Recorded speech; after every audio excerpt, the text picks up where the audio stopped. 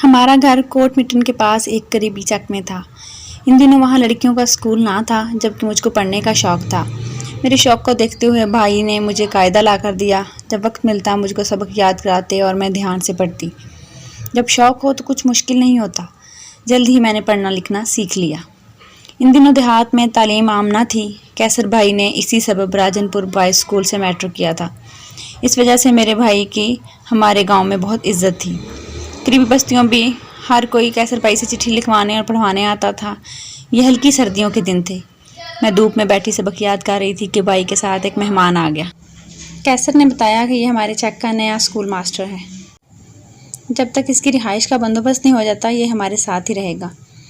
مطلب یہ تھا کہ ہماری بیٹھک میں قیام کرے گا اور کھانا بھی ہمارے گھر سے کھائے گا۔ اس ماسٹر کا نام عبدالرشید تھا۔ رشید صاحب کی دوستی بھائی کیسر سے ہو گئی۔ ہماری بیٹھک خالی پڑی رہتی تھی۔ جدھر کو بیٹھک تھی ادھر صحن اور غسل خانہ بھی الگ تھلگ بنا ہوا تھا، لہٰذا ہم گھر والوں کو ماسٹر کے ادھر قیام پذیر ہونے سے کوئی مسئلہ نہ تھا۔ یوں یہ ویران بیٹھک سال بھر تک ماسٹر رشید کی قیام گاہ بنی رہی۔ وہ اب ہمارے گھر کا ایک فرد بن چکا تھا۔ بھائی کا وہ دوست مگر میرا آئیڈیل ہو گیا، کیونکہ اسکول ماسٹر کو میں ایک بے حد اہم اور معزز ہستی کے طور پہ دیکھتی تھی۔ میری سہیلی کی شادی جب ایک اسکول ماسٹر سے ہوئی تو اس شخص کا تبادلہ بڑے شہر میں ہو گیا۔ وہ اب ٹاٹ سے شہر میں رہتی تھی۔ تبھی سے سوچتی تھی کہ اے کاش کہ میں بھی کسی اسکول ماسٹر کی جیون ساتھی بن سکتی۔ غرض کے سادہ لو ان پڑھ دیہاتی لڑکیوں کے ایسے ہی خواب ہوتے ہیں۔ رشید خوبرو، خوش لباس اور خوش گفتار تھا۔ جب وہ سفید کلف والا کرتا شلوار پہن کر گاؤں کے اسکول کو روانہ ہوتا تو مجھ کو اپنے کسی سہانے خواب کی تعبیر لگتا۔ میرا دل بھی اس کے ساتھ ہو لیتا، اور جب تک وہ واپس نہ آ جاتا میں بے دل بیکار سی گھر میں ادھر ادھر پھرا کرتی۔ میں نے تیزی سے چوتھی جماعت کی اردو کی کتاب ختم کر لی اور اب 5ویں کا کورس پڑھ رہی تھی۔ 5ویں جماعت میں بورڈ کا امتحان دینا لازم تھا، لہٰذا کیسر بھائی نے ابو سے اجازت لی کہ اس کو بورڈ کے امتحان کی تیاری شام کے وقت رشید کروایا کرے گا۔ والد صاحب نے نہ چاہتے ہوئے بھی اجازت دے دی، کیونکہ وہ رشید کا مشاہدہ کرتے رہتے تھے۔ ان کو یقین ہو گیا تھا کہ یہ نیک چلن ماسٹر ہے، اس پر بھروسہ کیا جا سکتا ہے اور یہ ہماری آنکھوں کے سامنے سامعہ کو پڑھا دیا کرے گا۔ پہلے صرف میرے دل میں اس کے لیے پسندیدگی کے جذبات تھے، رفتہ رفتہ اس کی طرف سے بھی جھکاؤ ہوا تو بالآخر یہ پسندیدگی دونوں طرف سے گہری ہونے لگی۔ ہماری محبت دلوں تک رہی۔ یہ خاموش محبت بے زبان اور پاکیزہ تھی، اس میں بری نیت کو دخل نہ تھا۔ وہ مجھ کو نیک نیتی سے اپنانا چاہتا تھا اور میں بھی والدین کی رضا اور ان کی دعاؤں کی چھاؤں میں اس کی بن جانا چاہتی تھی۔ مگر ہمارے درمیان میرا بھائی سب سے بڑی رکاوٹ تھا۔ وہ بے حد جذباتی تھا۔ جہاں وہ مجھ سے محبت کرتا تھا وہاں میری محبت کے معاملے میں اس کے جذبات بہت نازک تھے، کیونکہ ہمارے یہاں غیرت کا مسئلہ ایسا تھا کہ اگر اس کو میرے خیالات کا علم ہو جاتا تو وہ ہم دونوں سے زندہ رہنے کا حق بھی چھین لیتا۔ تبھی بھائی کا خوف مجھ پہ ہمہ وقت طاری رہا کرتا تھا۔ ہم دونوں ہی اس خوف کی وجہ سے دل کی بات زبان پر نہ لا سکے۔ وقت گزرتا گیا، میں نے 5ویں جماعت بطور پرائیویٹ طالبہ کے پاس کر لی اور 6ٹھی کی کتابیں منگوا لیں۔ تبھی ایک روز یہ انکشاف ہوا کہ بھائی اگلے گاؤں ماموں کے بیٹے کے ساتھ میری بات پکی کر آیا ہے۔ اسی ماموں کی بیٹی کیسر بھائی کی منگیتر بھی تھی۔ جب رشید کو میں نے بتایا وہ ہکا بکا رہ گیا۔ بھائی سے کچھ کہنے کی تو اس میں ہمت نہیں تھی۔ انہی دنوں والد صاحب کو کھیتوں میں سانپ نے ڈاس لیا۔ کیسر بھائی ابا کو نہ بچا سکے، انہوں نے اسپتال پہنچنے سے پہلے ہی رستے میں دم دے دیا۔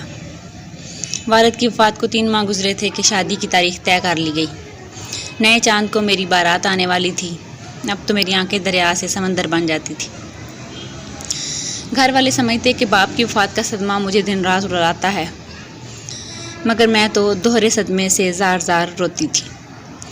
بھائی مجھے مناتا سمجھاتا، مگر میں ان سے یہ بھی نہ کہہ سکتی تھی کہ کیسر بھائی تم یہ کیا کر رہے ہو۔ میری زندگی کا فیصلہ کرتے وقت مجھ سے ایک بار پوچھ تو لیا ہوتا۔ جس کی دلہن بنائی جا رہی تھی وہ پہلے سے شادی شدہ تھا، مگر 15 برس اولاد نہ ہوئی تو دوسری شادی کرنے چلا تھا۔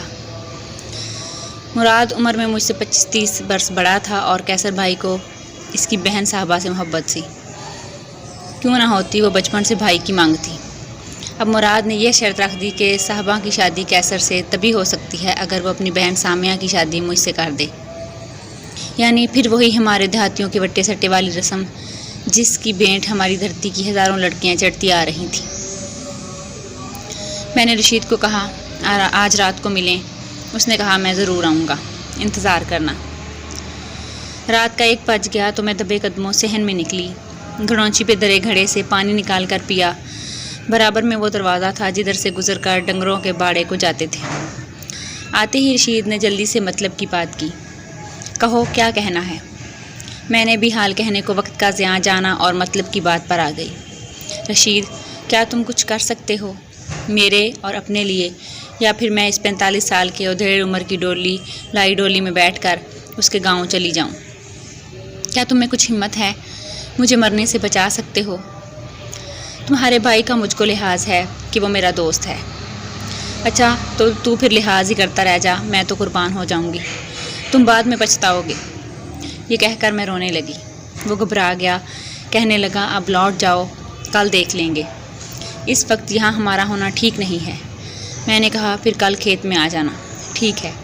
اس نے ایسے کہا جیسے اس کے پیچھے دشمنوں کی فوج لگی ہو۔ وہ بے حد عجلت میں تھا، پھر بھی میں نے ہاتھ بڑھا دیا۔ اچھا تو پھر وعدہ کرو کہ کل رات کو آؤ گے، اور اپنا ارادہ جو بھی ہو پکا کر کے آنا۔ میں روز روز اس طرح گھر سے رات کو نکل کر کھیتوں میں نہیں آ سکتی۔ یہ محبت کا کھیل جانتے ہو، یہاں پر موت کا کھیل ہوتا ہے۔ جانتا ہوں۔ وہ فوراً یہ کہہ کر باڑے سے باہر چلا گیا۔ اب دن کو تو ملنا دشوار تھا، وہ بلا سبب اور بغیر اجازت ہمارے گھر کے اندر نہیں آ سکتا تھا۔ بیٹھک تک ہی اس کی رہائش محدود تھی اور میں دن کو باہر نہ جا سکتی تھی۔ گھر کے اندر اس کے آ جانے پر بھی بلا سبب اس کے گھر والوں کے سامنے مخاطب نہیں ہو سکتی تھی۔ بغیر سوچے سمجھے اگلی رات کو جب چاند کھجور کے درخت کے اوپر پہنچا، کسی دیوانی کی طرح مانند گھر سے نکل کر کھیتوں کی طرح چل دی۔ وہ حسب وعدہ اسکول کی عقبی جانب میرا منتظر تھا، جہاں اینٹوں کا ڈھیر پڑا تھا۔ میں بھی اس کے ساتھ ایک ڈھیری پر بیٹھ گئی۔ چند لمحات گزرے کہ وہ اٹھ کھڑا ہوا، بولا ادھر بیٹھنا بھی ٹھیک نہیں، آگے چلتے ہیں۔ میں بھی بغیر سوچے اس کے ساتھ ہو لی اور یہاں تک کہ نزدیکی قبرستان تک پہنچ گئے۔ سامنے ایک اور بستی تھی، مگر ہم اس وقت اس بستی میں بھی داخل نہیں ہو سکتے تھے۔ میں کنارے پر پڑے ایک پتھر پہ بیٹھ گئی، اب چلا نہیں جاتا تھا۔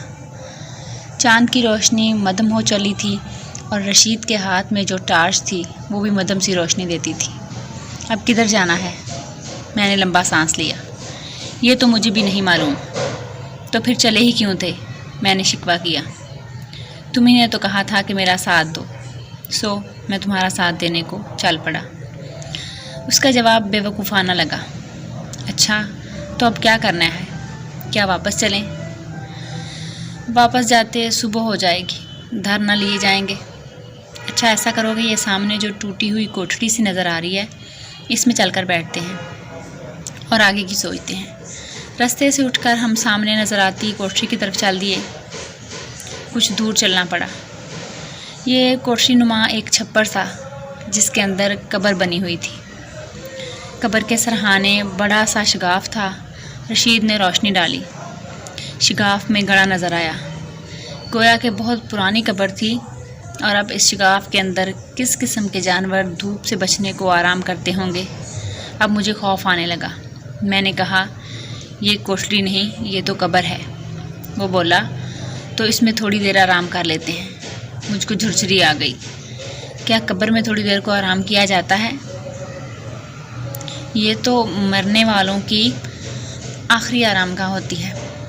ہم باہر ہی ٹھہرے رہے یہاں تک کہ پو پھٹنے لگی۔ صبح کا سفیدہ نمودار ہونے کو تھا۔ رشید بولا میرا وقت پہ اسکول پہنچنا ضروری ہے، ورنہ ہم دونوں کے ایک ساتھ غائب ہونے سے وہ سمجھ جائیں گے کہ ہم اکٹھے بھاگے ہیں۔ مجھے جانا ہی ہوگا۔ صبح کی روشنی پھیلنے لگی۔ رشید مجھے تسلیاں دے رہا تھا، کہنے لگا کہ ذرا سا دلیری کا ثبوت دو۔ میں نے اس گھڑے میں اتر کر دیکھا ہے، اندر سے صاف ہے اور بیٹھنے کی جگہ ٹھیک ہے۔ تم شام تک اس میں رہ جاؤ، میں شام سے پہلے آ کر تم کو نکال لے جاؤں گا، اور تب تک تم کو کہیں چھپانے کا بندوبست بھی کر لوں گا، کوئی نہ کوئی محفوظ راہ نکال لوں۔ میں تو خوف سے زرد تھی۔ اس نے سمجھایا کہ میں واپس گاؤں نہ گیا تو تمہارے بھائی کو شک ہو جائے گا۔ صبح نمودار ہونے میں گھنٹہ ڈیڑھ باقی ہے، مجھ کو بھاگ کر پہنچنا ہے، ورنہ پکڑے جانا موت کو آواز دینے جیسا ہی ہے۔ رشید مجھے تسلیاں اور ڈھارس دے کر چلا گیا۔ کوئی اور وقت ہوتا تو میں مر جانا پسند کرتی، مگر یہاں ایک منٹ رہنا پسند نہ کرتی۔ برا ہو محبت کے اس بھوت کا کہ اس کی خاطر آدمی جیتے جی قبر میں اتر جاتا ہے۔ رشید تو چلا گیا۔ حیران ہوں کہ میں کیسے اس وقت صبح صادق کے ملگجے اندھیرے میں اس گڑھے میں بیٹھی رہ گئی، اس ہولناک سناٹے میں، اتنے وحشت ناک ماحول میں، اتنے بھیانک قبر کے اندھیرے میں، روحوں کے اس شہر خاموشاں میں، تن تنہا، اپنے خدا کو یاد کر کے عاجزی سے دعا کرتی رہی۔ اب تو ڈر کی لہر سی دل میں اٹھ رہی تھی اور میں رشید کے تصور کی روشنی کو اپنے ارد گرد محسوس کر کے خوف کے بھوتوں کو خود سے دور رکھنے کی کوشش کر رہی تھی۔ کیا قیامت کا دن تھا جو اللہ اللہ کر کے تمام ہوا۔ صبح سے شام تک اللہ تعالیٰ نے سارے عالم پر سورج کا نور پھیلا دیا تھا۔ کچھ روشنی کی کرنیں مجھ تک بھی آئیں۔ تمام دن تنگ سی کوٹھری میں قید رہی، جس کا 3/4 دہانہ ایک بڑے سے پتھر سے رشید ڈھک کر گیا تھا۔ سمجھی اب تو سانس لینا دشوار ہو رہا تھا۔ شام ہوئی تو پھر سے آنے والی رات کے اندھیرے کا تصور جان لینے لگا۔ جی چاہتا تھا کہ یہاں سے نکل بھاگوں، چاہے کسی بستی والے کے ہاتھ آ جاؤں، کوئی اچھا انسان مل جائے گا تو گھر لے جا کر پناہ دے دے گا، مگر رشید کے وعدے سے مجبور تھی، جس نے کہا تھا کہ میں شام کو ضرور آ جاؤں گا۔ تم ہمت و حوصلہ نہ ہار دینا، ہر حالت میں میرا انتظار کرنا۔ میری حالت اس پرندے کی مانند تھی جس کے قفس کا در کھلا ہو مگر اڑنے سے معذور ہو۔ رات آئی اور گزر گئی۔ کیا بیان کروں کیسے یہ بھیانک رات میں مجھ پر گزری۔ تمام شب خوف سے کشت و خون میں گزری، ایک لمحے کو آنکھ نہ لگی۔ صبح ہو گئی مگر رشید نہ آیا۔ اب تک تو بھوک نے نہ ستایا تھا، خوف سے بھوک بھی مر گئی تھی۔ دوپہر سے سپہر ہو گئی، دم تھا کہ گھٹا جاتا تھا۔ دل بہت گھبرایا، آنکھوں سے آنسو بہنے لگے۔ جب سپہر کو ایک سایہ قبر کے دہانے نظر آیا تو دل دھک دھک کرنے لگا۔ ہلکی سی قدموں کی آہٹ ہوئی، دل تھام لیا۔ رشید تھے، ہولے سے بولا، میں آ گیا ہوں۔ وہ قبر میں اترا تو بارے مجھ کو ہوش آیا۔ کڑے کوس کا انتظار ختم ہوا۔ رشید میرے لیے کھانا اور پانی لایا تھا۔ ہم نے ساتھ کھانا کھایا، پھر میں چلنے کو تیار ہو گئی۔ اس نے ہاتھ جوڑ کر کہا، خدارا آج کا دن اور ٹھہر جاؤ، وہاں گھر اور چک میں تمہارے غائب ہونے سے کوہرام برپا ہے۔ قصہ مختصر، اس طرح دلاسوں پر 15 دن اس قبر میں زندہ دفن رہی۔ کسی رات موقع نکال کر وہ میرے پاس ٹھہر جاتا اور مجھ کو باہر ٹہلانے لے جاتا۔ 3 وقت کا کھانا ایک وقت میں دے جاتا اور ساتھ تسلیاں بھی کہ بس آج کل میں مسئلہ حل ہو جائے گا۔ میں تمہاری بستی سے تبادلہ کرانے میں لگا ہوں۔ رشید بزدل تو مجھ کو اس قبر سے نہ نکال سکا، مگر اور شخص وسیلہ بن گیا اس زندہ عذاب سے چھٹکارے کا۔ ایک روز صبح کاذب کے وقت کسی ضرورت سے میں قبر سے نکلی تو گشت پہ نکلے ایک سپاہی کی نظر مجھ پر پڑ گئی۔ وہ بولا، تو عورت ہے کہ ڈائن جو قبروں میں گھستی پھرتی ہے؟ تبھی میں پھوٹ پھوٹ کر رونے لگی۔ سارا قصہ ہچکیوں میں کہہ سنایا۔ وہ بلا مانس تھا، اس کو مجھ پر ترس آ گیا۔ بولا، لعنت بھیج اس مردود پر، وہ مرد نہیں کوئی مردہ ہے، عورت کے ساتھ شادی اس طرح نہیں کرتے۔ تو اب نکل ادھر سے اور چل میرے ساتھ۔ وہ اکیلا رہتا تھا، اس کی بیوی مر چکی تھی اور 2 چھوٹے بچے جن کو پالنے والا کوئی نہ تھا۔ وہ یتیم خانے جیسے ایک ادارے میں تھے۔ بچوں کا وہ ادارے والوں کو خرچہ دیتا تھا۔ مگر چاہتا تھا کہ ان بچوں کو کوئی ماں مل جائے جو ان کو پال لے۔ اس نے مجھ سے وعدہ لیا کہ تم میرے بچوں کو ماں کا پیار دینا، میں تم سے نکاح پر تیار ہوں۔ اس طرح 2 بن ماں کے بچوں کو ماں مل گئی اور مجھ کو ایک شریف انسان کا ساتھ ملا، ایک گھر کی چھت اور عزت کی زندگی مل گئی۔ اس نے مجھ کو پناہ دی، مجھ سے نکاح کیا اور میں نے اس کے بچوں کو ممتا کا پیار دیا۔ اس کے بعد میں کبھی رشید کا خیال ذہن میں نہ لائی جس نے مجھ کو زندہ قبر میں اتار دیا تھا۔ 7 شکر کہ انسان جو مجھ کو ملا وہ ایک پولیس والا ضرور ہے، مگر برا پولیس والا ہرگز نہیں ہے۔